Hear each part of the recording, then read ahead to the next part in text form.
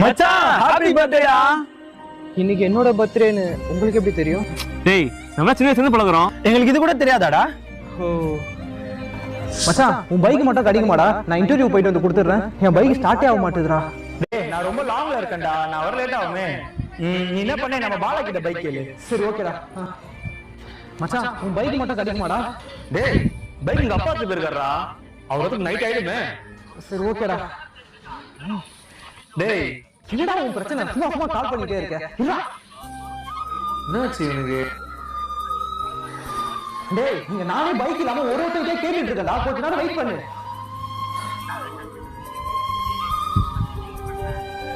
Thanks மச்சான்.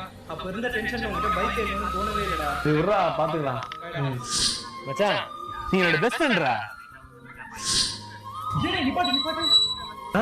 அவனேதான் கொஞ்சம் இடம் கொடுத்தா போதும், பைக்கை கூட அதுக்கும் கேட்க ஆரம்பிச்சிடறான்.